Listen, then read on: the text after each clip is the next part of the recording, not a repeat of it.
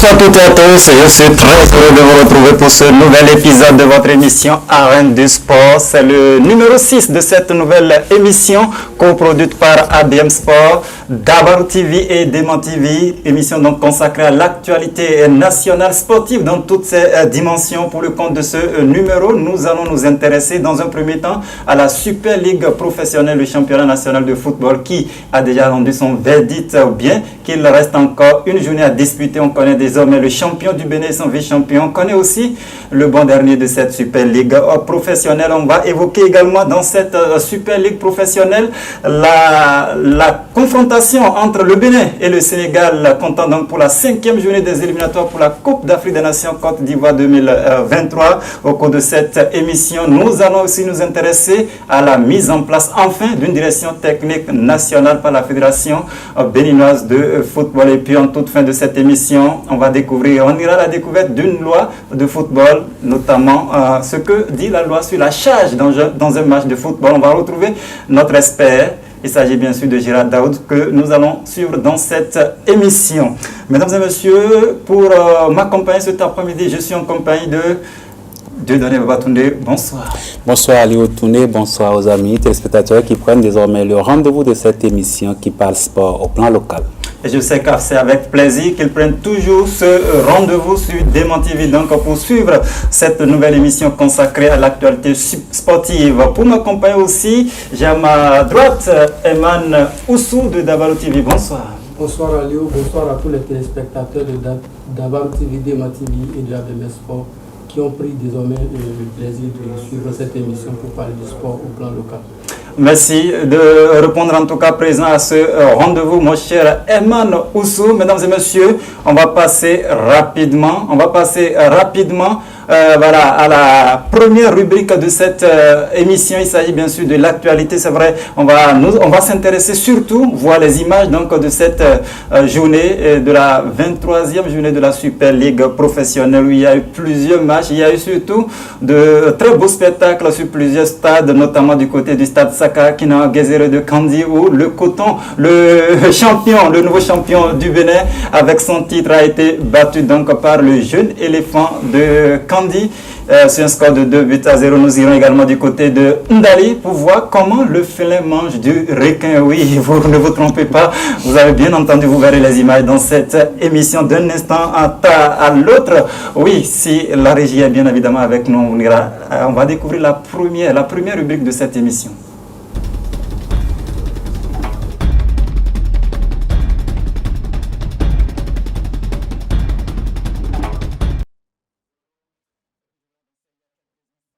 Un félin qui mange du requin, ça s'est passé donc du côté de centre d'excellence d'Ndali. Mais avant de voir comment le félin mange d'Ndali, on va découvrir tout simplement la performance de l'AS Takouné face au nouveau champion du Bénin. C'était donc du côté du stade Saka Kina Gezere de Kandi. Victoire 2-0 pour le jeune éléphant de Kandi. Suivez.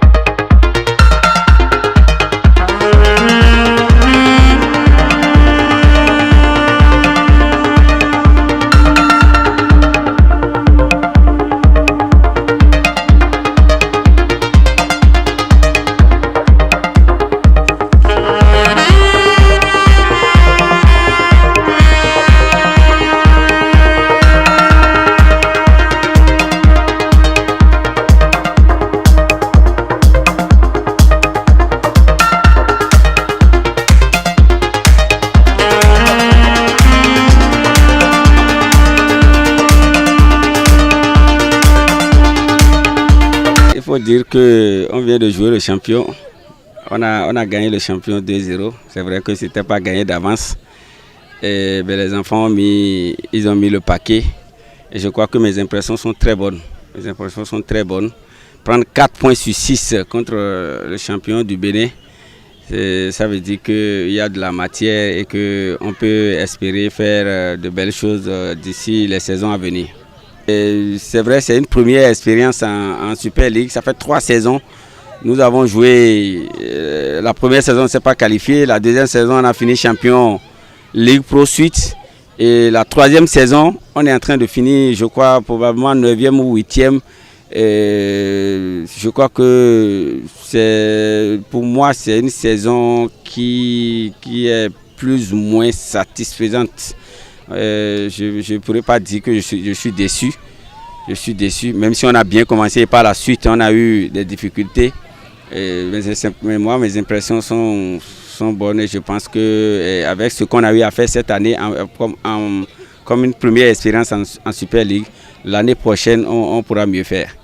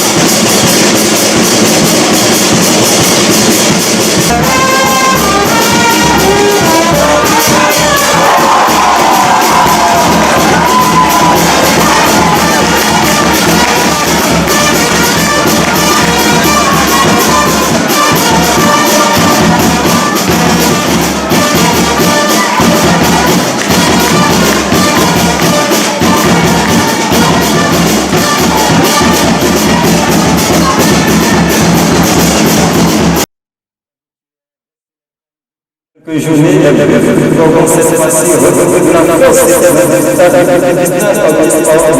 face à l'association du Cotonou de Cotonou de septentrion s'est imposé de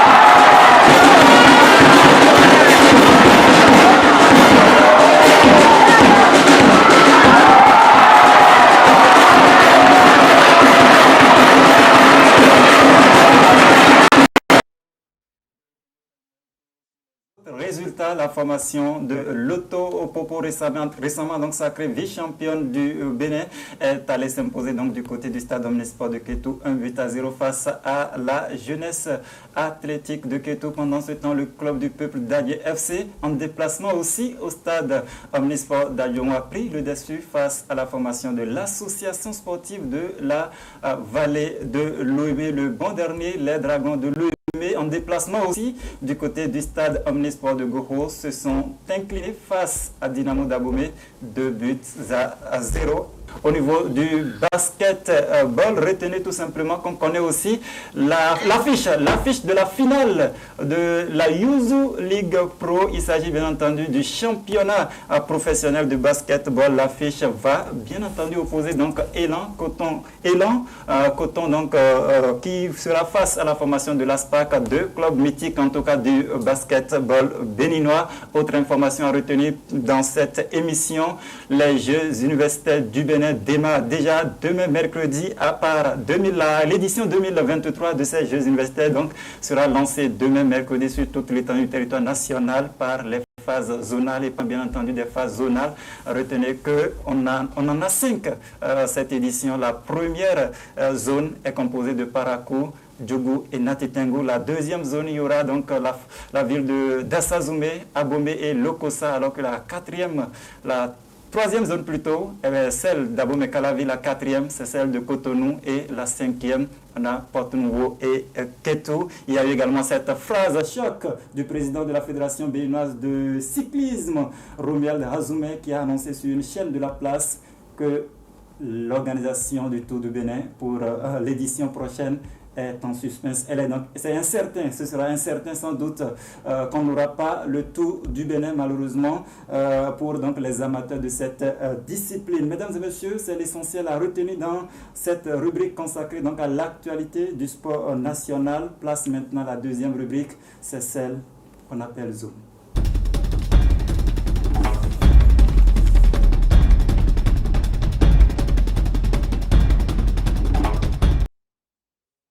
Et puis on ouvre cette rubrique par, bien entendu, le premier sujet. Le premier sujet de discussion est consacré bien évidemment au sacre de Coton. Oui, au bout d'une saison vraiment âprement disputée, c'est le club de Ouida qui réussit à conserver son sacre, mon cher Dieudonné Babatunde.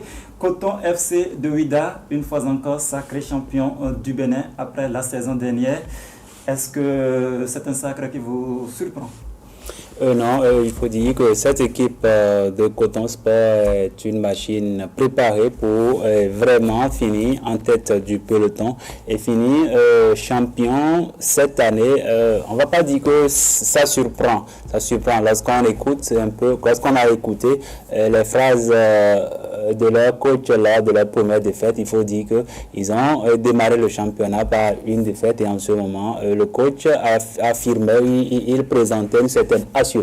Il se disait que c'est lent, c'est le championnat. Commencer par une défaite leur permet de se remettre en cause et de mieux s'organiser, de comprendre que cette saison, ce ne sera pas forcément facile. Et on l'a vu quand Coton a véritablement démarré sa machine. On a vu depuis la 4e journée où ils ont récupéré la tête du championnat, ils ne l'ont plus laissé jusqu'à la 23e journée aujourd'hui où cette équipe est déjà sacrée championne quand bien même elle a perdu son match du côté de l'Est Takouné lors de la 23e journée. Ah oui, effectivement, une formation en tout cas de Coton qui a montré du caractère au cours de ce championnat. Mon cher Eman Oussou, la formation de Coton FC de Ouida qui commence difficilement le championnat, enchaînant donc 3 journées consécutives sans la moindre victoire, mais elle parvient quand même à l'arrivée à s'inviter sur le toit du football béninois. Dites-nous concrètement, qu'est-ce qui a selon vous milité en faveur de Coton dans ce championnat? Voilà, merci. Je vais tout d'abord dire que c'est le travail qui se fait au sein de Coton FC, parce que depuis l'année dernière, on a vu sur l'échiquier footballistique du Bénin le travail que Coton est en train de mener avec les jeunes, avec un encadrement technique très bien en forme, et aussi les moyens qui sont mis à la disposition de ce club-là. Parce que nous connaissons le président de ce club, c'est quand même quelqu'un de mieux placé. Et puis c'est très ambitieux. Voilà, très ambitieux. Quand on n'hésite pas sur les moyens. Quand on met les moyens à la disposition des jeunes et un encadrement technique, tout est mis en place, on ne peut que voir et c'est ça. C'est à ça qu'on fait face. Je reste justement avec vous pour parler justement de cette formation aussi de l'Autopopo qui, voilà, en début de saison a affiché quand même des ambitions de reconquête de ce titre parce que justement ils ont été champions du Bénin en 2021, malheureusement en 2022 ils l'ont perdu. Cette saison ils vont devoir se contenter de la 2e place. Est-ce que c'est mérité pour eux? Oui, c'est mérité parce que ils font un très beau travail. Seulement que Coton s'est affirmé et ils n'ont pas encaissé trop de défaites. Ça fait que l'Autopopo n'a pas pu, malgré leur volonté, n'a pas pu venir à la tête. Oui, justement, parlant de la volonté donc, de Loto Popo de reconquérir le titre cette saison, Dieudonné Babatunde, on a pu quand même le constater en début de saison. Ils ont même enchaîné plus de 8 matchs, voire 10 matchs dans ce championnat sans défaite et surtout enchaînant des clean sheets, des matchs consécutifs comme ça sans encaisser le moindre but. Mais cette double confrontation face à Coton a peut-être été fatale. Oui, Aliou, vous faites bien de préciser cette double confrontation. C'est heureux que désormais, on voit que le championnat se décide sur une double confrontation entre les clubs d'élite. Lorsqu'on voit un peu l'organisation autour de ces deux équipes, Loto Popo et Coton FC, c'est véritablement le haut niveau. C'est deux structures qui ont été mises en place pour pouvoir tirer les autres vers le haut. Vous aurez constaté que depuis 3 ans, on avait déjà vu la première saison avec le Loto Popo qui est resté avec les Buffles. L'année d'après, Loto Popo a disparu, mais les Buffles ont pu résister.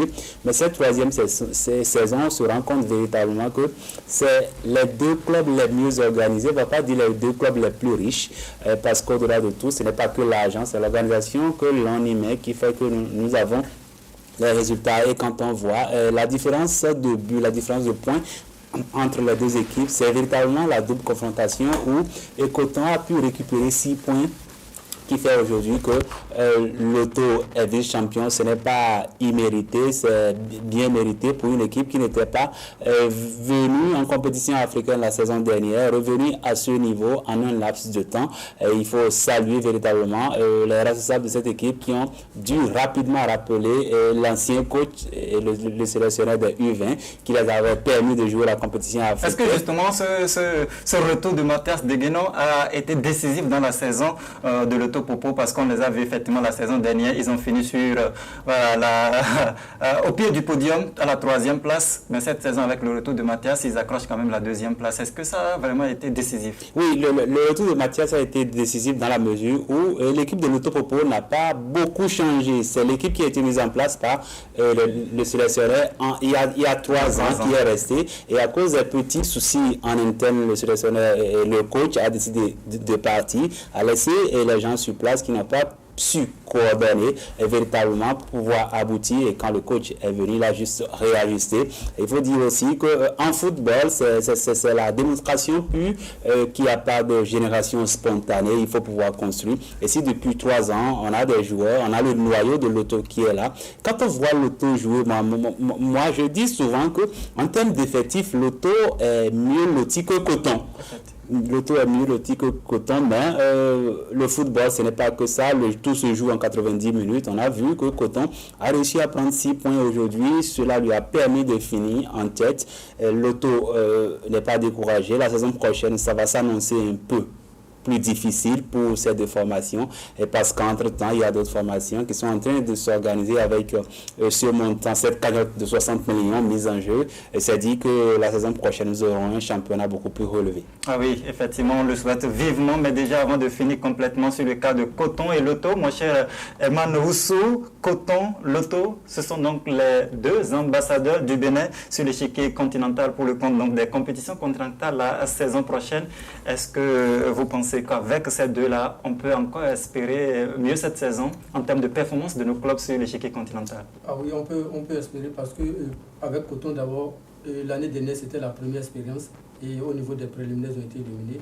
Bon, on peut dire que l'expérience a encore augmenté, et que pour cette deuxième année, ils vont quand même essayer d'aller un peu plus loin dans les préliminaires. Ah oui, c'est le souhait forcément de tous les amateurs donc, du football béninois. Mon cher Dieudonné Babatunde, justement sur la question de la performance de nos clubs sur l'échiquier continental, qu'est-ce qu'ils doivent faire concrètement pour mieux se comporter face aux autres équipes du continent? Oui, nous n'avons pas encore cette potion magique qui nous permet de pouvoir aller titiller les plus grands. Le mal se situe au niveau de notre championnat qui ne favorise pas forcément l'éclosion des talents, ça ne favorise pas la densité des matchs, les confrontations ne sont pas de haut niveau, et cela c'est la faute au championnat qui se déroule avec 34 équipes. C'est véritablement compliqué, et lorsqu'on prend des matchs comme Loto Popo, Dynamo, de parcours, c'est juste un exemple. Le gap entre les deux équipes est grand. Et si Dynamo arrive à accrocher Lotto, vous imaginez le niveau de ce Dynamo qui arrive à accrocher Lotto. Lotto finit au pied du podium qualifié pour la Coupe CAF. Ira affronter des équipes comme la SEC, Enyimba, Alali et autres. C'est compliqué. Les autres sont déjà dans du professionnalisme. Un niveau un peu plus élevé. C'est un niveau véritablement élevé et donc on ne va pas espérer grand chose. En tout cas, mais justement, est-ce que ça veut dire quand même que c'est la participation à ces compétitions? Est-ce que ça ne va pas leur permettre d'apprendre davantage? Oui, c'est pourquoi c'est capitaliser. Pour cette expérience aussi, moi je n'attends pas grand chose. Ce sera un miracle que de voir Lotto au Coton se retrouver en pôle de ces compétitions africaines. Et bien déjà, c'est bien de participer une fois, deux fois, trois fois, et cela permet d'avoir un peu plus de visibilité sur le championnat béninois, et qui sait, et peut-être que les années à venir nous pourrons drainer vers notre championnat des joueurs un peu plus professionnels, des joueurs d'un standing un peu plus élevé, et cela permettra à notre championnat de pouvoir prendre de la valeur. Cela permettra aussi de niveler un peu le championnat qui pour ma part est totalement déséquilibré. On a les clubs riches à part, les clubs moins à part, et ces deux équipes. On ne va pas dire, si on veut faire une petite superposition, le championnat béninois, le championnat français, c'est comme le Paris Saint-Germain qui dame le pion à tous les clubs, finit champion, mais lorsqu'il se retrouve dans la cour des grands, c'est véritablement compliqué de s'en sortir. Ah oui, effectivement, très compliqué en tout cas de mieux se comporter sur l'échiquier continental. Mais mon cher Eman, est-ce que ce sera vraiment un miracle de voir Coton ou encore Lotto s'inviter dans les phases de groupe de compétition continentale l'année prochaine? Avoir l'image du championnat qui est en train de terminer, moi j'ai espoir que pouvoir sortir des préliminaires et aller dans les phases de groupe. C'est le souhait de tout le monde. À condition de ne pas rencontrer ASEC, demi-finaliste de la dernière Coupe CAF. ASEC, le match c'est sur un rectangle vert, sinon que ASEC c'est le même champion et c'est le même football que nous jouons. Nous avons tous les mêmes moyens. On peut les gagner parce que même les petites équipes avant-hier, pour en revenir, AS Takouni a battu Coton. Et est-ce que c'est un bon exemple? Voilà, c'est un bon exemple. C'est vraiment un bon exemple? Non, mais c'est un Coton en fin de championnat. En fait, champion, il n'y avait plus d'enjeu. Il n'y avait plus d'enjeu, voilà. Et les responsables de AS Takouni en sont fiers aujourd'hui parce qu'ils ont pu remporter 4 points sur les 6 dans la double confrontation entre AS Takouni et Coton FC. Donc c'est pour dire que Coton peut damer le pion à sec à tout moment. Oui, je salue ce que Yaman dit, qui vient un peu apporter de l'eau à mon moulin. AS Takouni qui aujourd'hui se retrouve en deuxième partie de tableau, 10e, qui arrive à prendre 4 points sur notre champion, sur Coton. 4 points.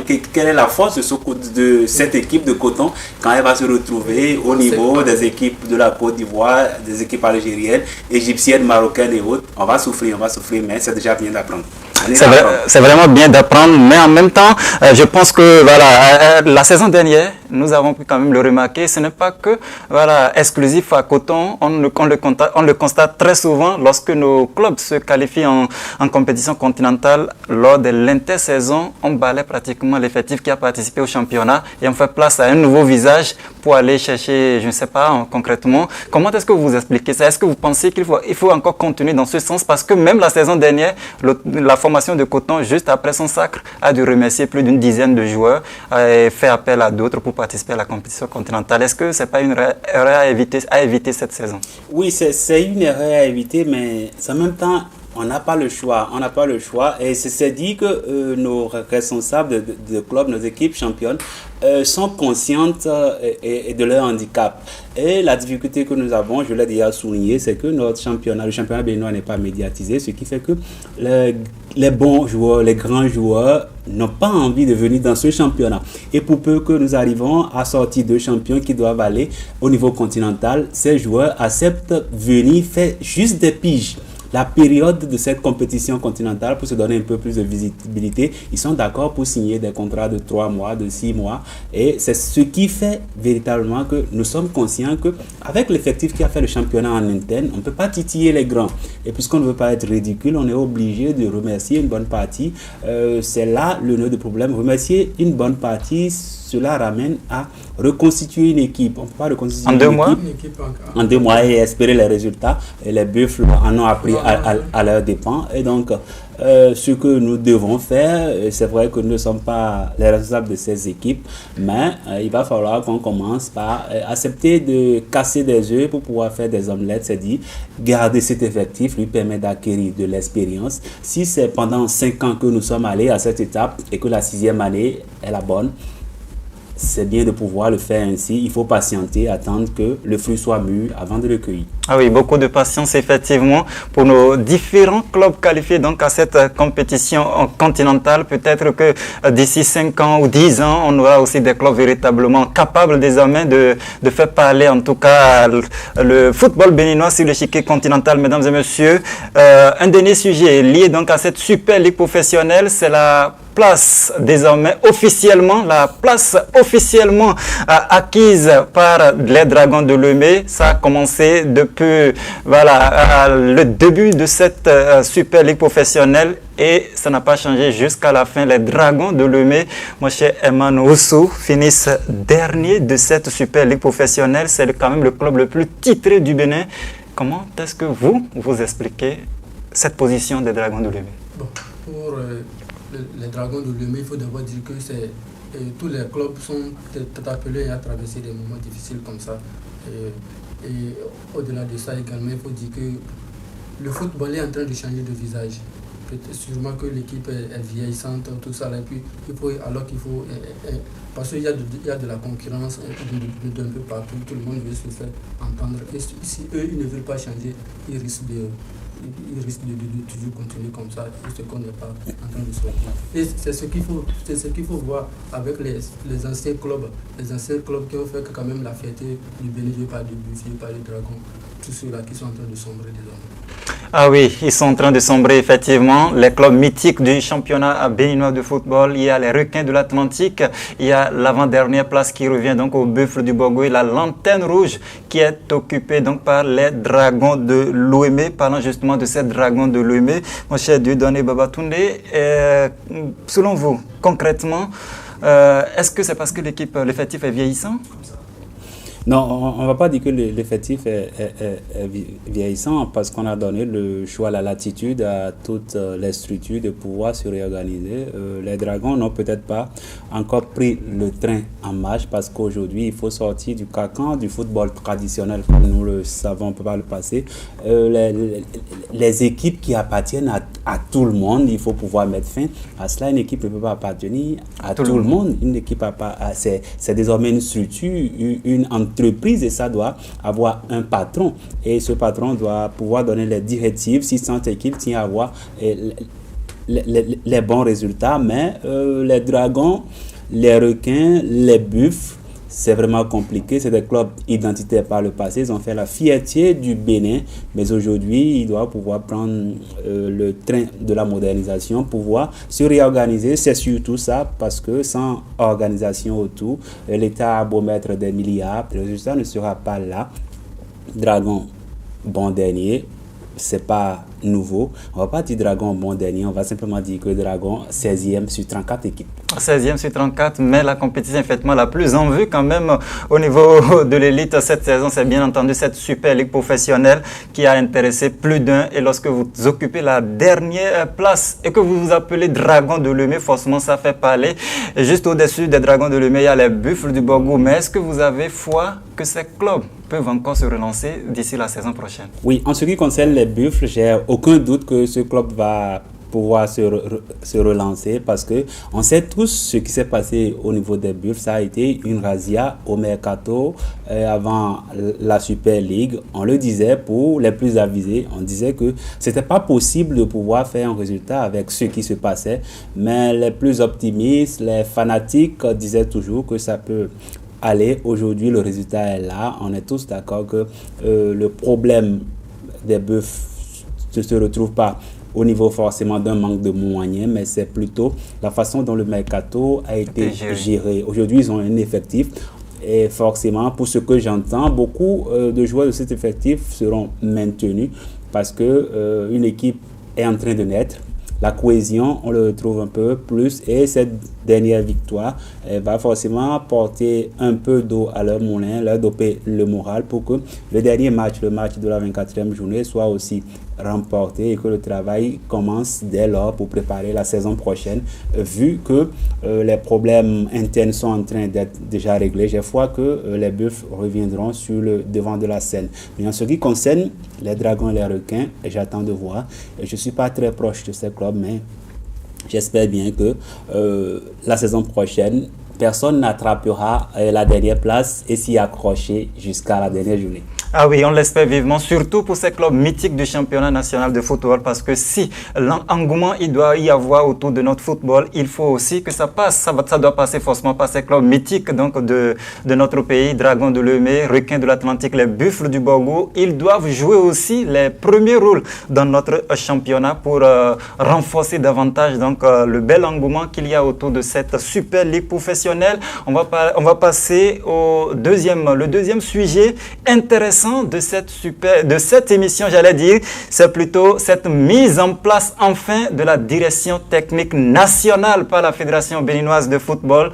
Lors donc au moment du bilan de son premier mandat, il déclarait: oui, je reconnais que je n'ai pas réussi lors de mon mandat à installer cette direction technique nationale, mais je prends l'engagement de le faire au cours de mon deuxième mandat. Et effectivement, nous sommes au mois de juin et enfin, une direction technique nationale est mise en place.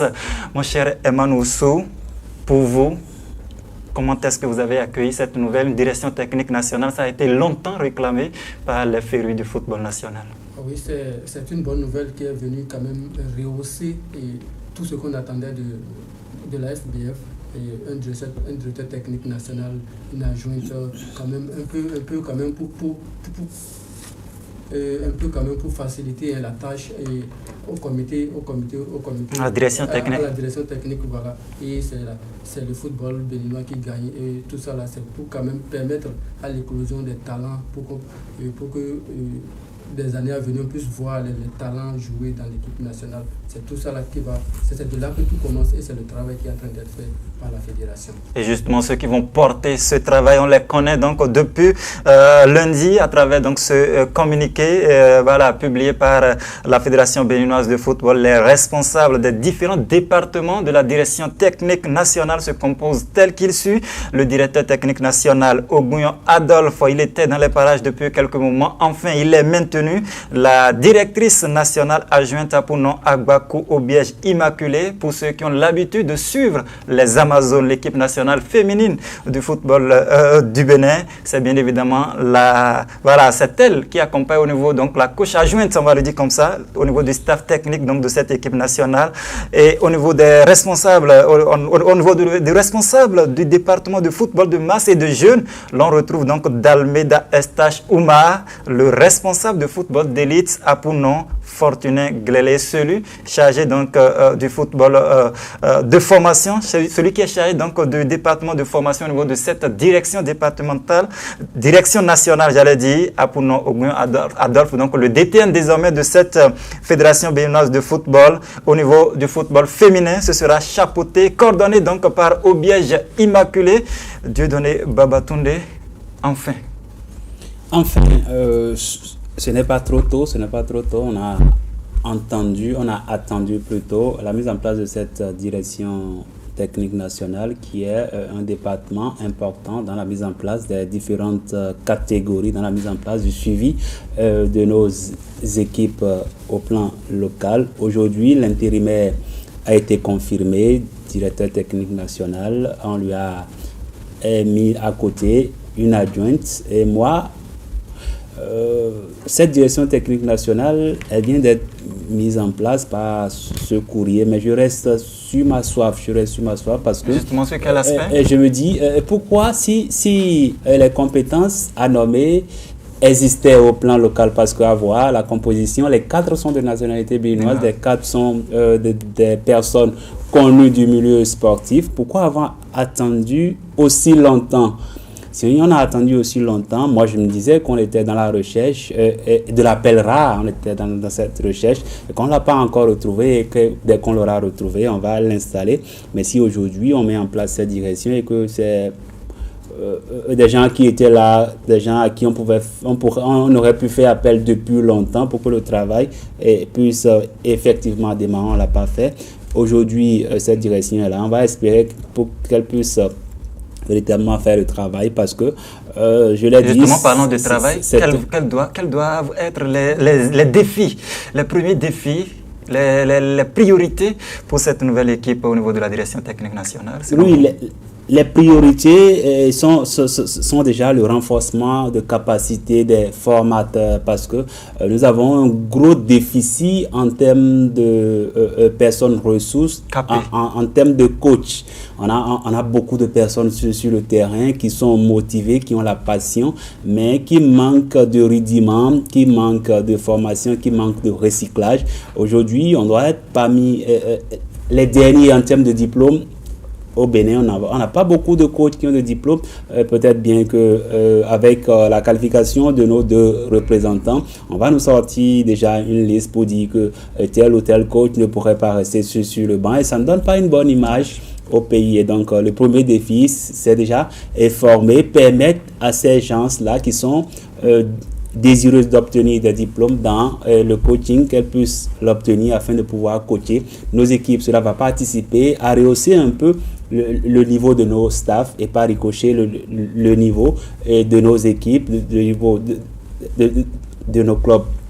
Un autre défi, c'est veiller véritablement à la mise en place des catégories parce qu'il faut le football de demain se prépare aujourd'hui. On ne va pas continuer par faire appel à des binationaux, pas faire appel à des joueurs qui jouent en 3e division de l'autre côté de l'Europe parce qu'ils jouent là-bas. Faire le parallèle entre le championnat que nous jouons ici. Donc, il faut véritablement mettre en place les catégories pour pouvoir les suivre et faire des projections sur 5 ans, 10 ans. C'est déjà les 2 sujets importants, les 2 chantiers importants sur lesquels nous attendons cette direction technique qui a été mise en place. Heureux que ce soit des Béninois qui soient là pour que le travail soit fait. Mon cher Eman Oussou, justement cette équipe donc, qui est nouvellement installée au niveau de la direction technique, Dieudonné Babatunde a évoqué quelques défis, quelques priorités, la formation des formateurs et aussi donc, un intérêt particulier accordé donc, à la formation à la base. Les jeunes, il faut aller les former, surtout les détecter, les pouvoir quand même les encadrer.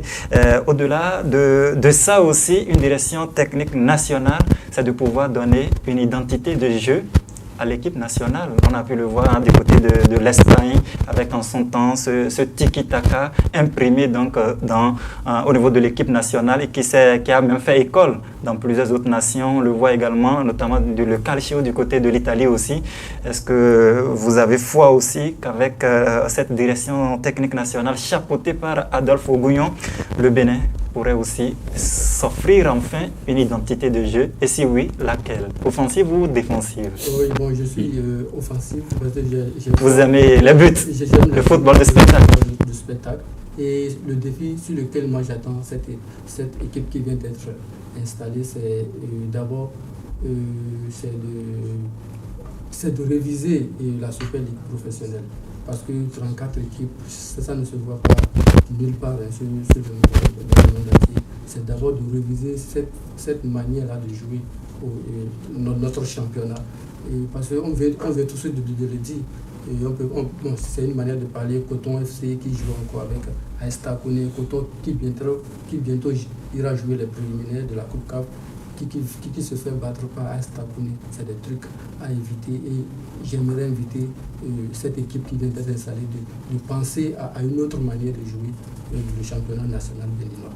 Ah oui, on va revenir sans doute dans les prochains numéros de cette émission, peut-être à la fin donc de cette Super Ligue professionnelle sur l'intérêt en tout cas de ce format du championnat national de football. Mesdames et messieurs, l'autre sujet d'intérêt en tout cas qui nous intéresse ce soir dans cette émission, Bénin-Sénégal, c'est le match décisif, match important donc pour l'équipe nationale du Bénin. On va s'intéresser donc à cette rencontre comptant pour la 5e journée des éliminatoires pour la Coupe d'Afrique des Nations Côte d'Ivoire 2023. Dieudonné Babatunde, un Sénégal déjà qualifié qui vient au Bénin. Dites-nous comment est-ce que quand on s'appelle Bénin, qu'on se retrouve dans ce genre de contexte, comment on aborde une telle rencontre? C'est vrai que je ne suis pas le patron du staff technique, mais à ma qualité d'observateur et de tout ce qui se dit, quand j'observe un peu déjà, quand on écoute le sélectionneur national, il est dans la projection, il n'est pas perspective d'avenir. Il n'est pas focus sur ce match du Sénégal. Il faut pouvoir lire entre les lignes lorsqu'il parle. Il n'est pas focus sur ce match. C'est peut-être nous, peuple béninois, qui avions tellement envie d'être du côté de la Côte d'Ivoire pour cette CAN. Et justement, est-ce que le public sportif béninois doit être exigeant? Si on perdait le match face au Sénégal, est-ce que ce serait vraiment catastrophique pour le Bénin? Non, même pas. Parce qu'on a l'impression effectivement qu'après, notamment cette victoire sur tapis vert face au Rwanda, voilà, il y a un brin d'espoir quand même que l'on observe désormais dans l'opinion publique. Et est-ce que vous justifiez cela? Oui, c'est tout naturel, c'est tout naturel. Nous étions déjà morts. Nous étions déjà morts et qu'on nous ressuscite. On se dit que c'est un coup du sort, c'est un bon présage. Peut-être que, comme pour beaucoup, nous accrochons au sort à Dieu. Peut-être que Dieu veut qu'on se qualifie, mais la réalité au football se joue sur le terrain. En tout cas, dans la convocation de ces guépards qui vont participer à ce match, on a vu clairement que le sélectionneur a fait focus sur la jeunesse. On a voulu donner beaucoup de chance à la jeunesse, à des joueurs un peu plus jeunes pour déjà commencer par s'acclimater à ce qui se fait au niveau de la sélection nationale et donc jouer face au Sénégal. Et pour moi, c'est simplement faire bonne sensation. Si nous gagnons, c'est bon. Si nous perdons, ce sera tant mieux. Le sélectionneur pourra mieux se consacrer sur l'objectif qui est du côté de 2026, parce qu'il faut dire que c'est véritablement ce qui doit intéresser. Mettre en place une équipe qui va progresser dans le temps et pouvoir nous faire rêver et pouvoir atteindre les objectifs, pas que rêver, parce qu'on veut voir une équipe du Bénin, une équipe des guépards qui, sur un match, ne nous donne pas des crises cardiaques. Lorsqu'on dit le Bénin en match, on doit pouvoir s'asseoir devant sa télé, faire le déplacement au stade et être confiant qu'on doit pouvoir gagner. Mais en l'état actuel des choses, on ne va pas beaucoup espérer de cette équipe, même si le Sénégal est déjà qualifié. Le Sénégal ne va pas venir en victime expiatoire au Bénin. Le Sénégal vient pour défendre un nom. Et donc le match sera véritablement compliqué. On ne pronostique jamais le résultat à justesse d'un match avant que les 90 minutes ne se soient écoulées. Mais en tant que Béninois, je souhaite vivement que le Bénin puisse gagner.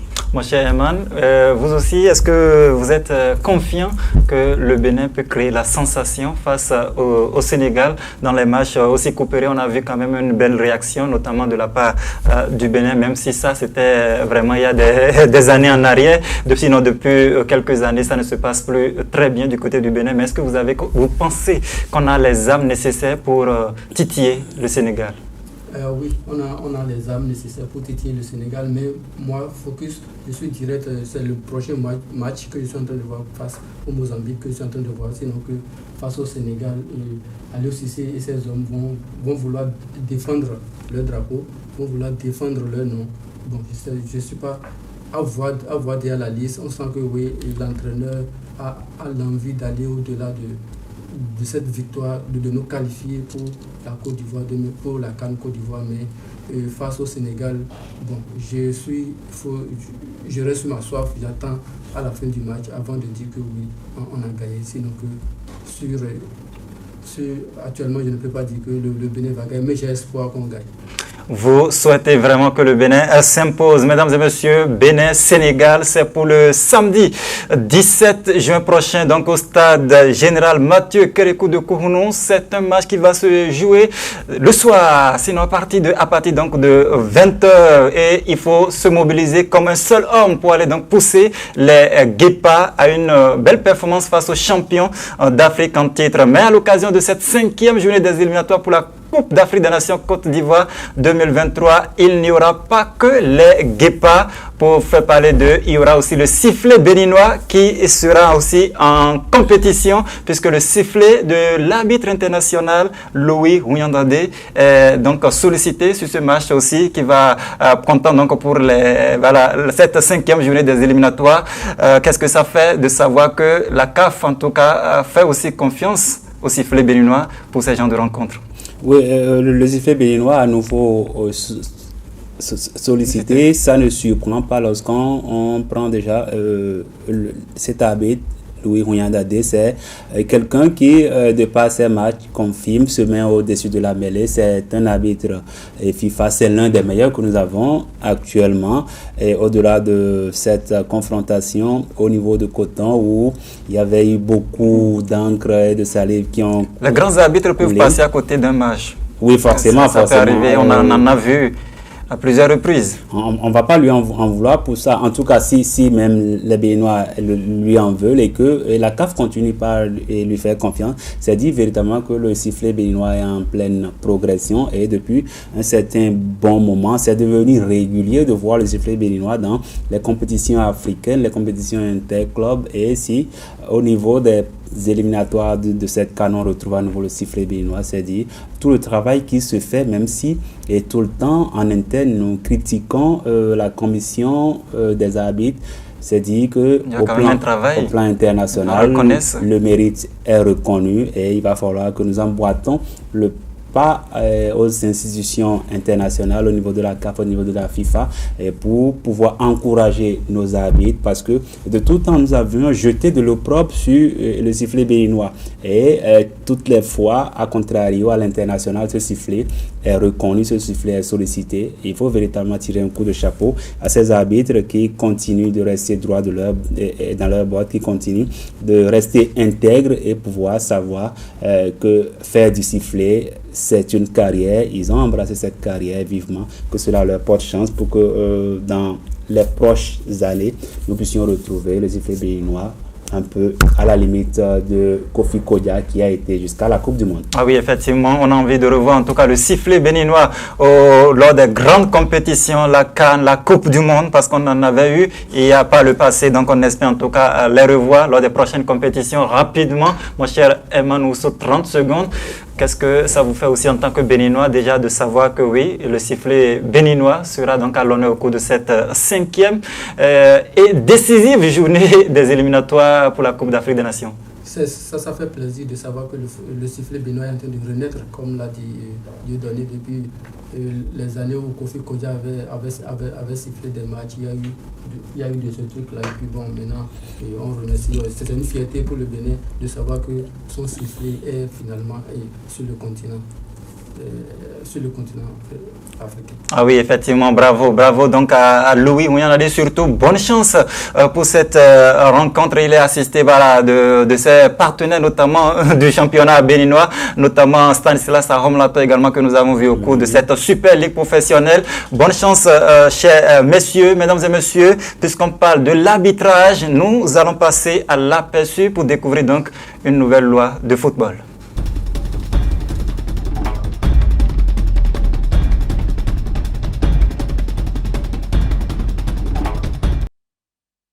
Et puis dans l'aperçu, on parle justement de la charge dans un match de football. Qu'est-ce que c'est? À quel moment un arbitre, la charge est sanctionnée par un arbitre lors d'un match de football? C'est la question que Eman Ousso a posée à notre expert, l'instructeur des arbitres, Gérard Daoud. Voici sa réponse. La charge d'abord, c'est une action de jeu permise qui consiste à un joueur de déplacer son adversaire afin de s'emparer du ballon. Et au niveau de cette charge-là, nous avons la charge pas devant, qui n'est pas autorisée, la charge par derrière, qui n'est pas autorisée, et la charge de côté. C'est la charge de côté qui est autorisée. Lorsqu'un joueur en l'air charge son adversaire de telle sorte que il le charge par devant, tout de suite, l'arbitre doit arrêter le jeu, siffler cette faute-là. Si cette faute est commise à l'intérieur de la surface de réparation, c'est un penalty. Mais si cette faute est commise hors de la surface de réparation, ça devient un coup franc direct. Comment reconnaît-on la charge loyale, la charge autorisée? C'est qu'on doit sentir l'épaule contre l'épaule. L'épaule de l'attaquant doit rencontrer l'épaule du défenseur. Donc la charge loyale, c'est la charge qui se fait épaule contre épaule. Ouais. Lorsque vous n'êtes pas solide et que l'adversaire vous charge épaule contre épaule, c'est que le jeu continue, il n'y a pas faute. Parce que c'est la charge normale. Et lorsque vous chargez pas devant et pas derrière, c'est une charge déloyale parce qu'il risque de vous tuer. Si ce n'est pas devant, c'est le cœur, il risque de vous tuer. Or, pas derrière, c'est la moelle épinière, la colonne vertébrale. C'est pourquoi ces deux charges-là ne sont pas permises. Vous voyez maintenant? Donc, c'est la charge loyale qui se fait épaule contre épaule. Mais si l'adversaire, si le joueur met sa coude, là, ça devient une charge déloyale. Parce qu'il ne doit pas charger son adversaire à l'aide des coudes. Vous voyez maintenant? Donc, si cette charge se fait dans la surface de réparation, c'est un penalty. Hors de la surface de réparation, c'est un coup franc direct. Maintenant, en fonction maintenant de la gravité de la charge, on verra le carton qu'il faut attribuer. Soit un carton jaune, soit un carton rouge, soit pas de carton. Pour que l'arbitre puisse bien apprécier la charge, c'est qu'il doit être proche de l'action, prendre l'angle de vision. Ça veut dire quoi? Aller soit du côté gauche, soit du côté droit, pour voir entre les joueurs qui est en train de charger son adversaire. S'il se trouve derrière le défenseur ou bien l'attaquant, il ne pourra pas bien apprécier cette charge. Maintenant, lorsque le gardien de but est dans sa surface de réparation et va chercher le ballon en l'air et qu'un attaquant le charge, que ce soit pas derrière, pas devant, épaule contre épaule, parce que ces pieds ne sont pas à terre, c'est une faute, c'est une charge déloyale. Je n'ai pas dit que le gardien de but ne peut pas être chargé. Le gardien de but peut être chargé lorsqu'il a ses deux pieds au sol. Par exemple, il va disputer le ballon avec son adversaire. Il peut sortir de la surface de réparation pour aller jouer le ballon au pied. Et là, on le charge épaule contre épaule, ça passe. Mais lorsqu'il est en l'air et qu'on le charge, l'arbitre va siffler la faute en sa faveur.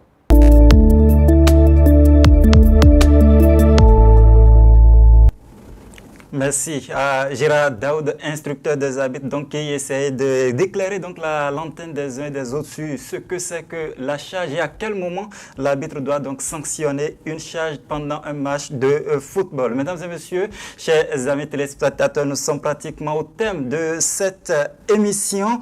Mais avant de boucler définitivement donc cet épisode de votre émission Arène du Sport, retenez que le président de Dynamique Football Club de Diogo, Cherifdine Touré, organise l'édition 2023 de la Nuit des Oscars à Tchoukouma. C'est une soirée de remise des trophées aux meilleurs acteurs donc dans le domaine du football, du volleyball, du basketball, du handball et même de la presse. Donc prenez déjà le rendez-vous pour le 8 juin 2023. Ce sera donc dans la cité des Pétoni à Diogo. Les meilleures équipes, notamment de la saison sportive, sera récompensée récompensé le meilleur buteur de la saison sportive également, meilleure équipe masculine, meilleure équipe féminine et plusieurs autres récompenses seront donc décernées au cours de cette soirée qu'organise Cherifoudine Touré, le président de Dynamique Football Club de Diogo. Je vous rappelle une fois encore la date, c'est pour le 8 juillet prochain. Ce sera donc du côté de Diogo. Dieudonné Babatunde, merci. Merci à vous, merci à Liu, merci à Eman, merci à la technique qui nous a accompagnés dans ce numéro 6 de l'émission Arène du Sport. Nous prenons donc un nouveau rendez-vous pour les fois à venir. Ah oui, nous allons prendre effectivement le prochain rendez-vous. Ce sera donc mardi peut-être pour savourer la victoire des Guépards face donc au Lion champion d'Afrique. Mon cher Eman, merci aussi. Merci à Liu, merci à Dieudonné, merci à tous les techniciens qui nous ont accompagnés pour ce 6e numéro de Arène des Sports.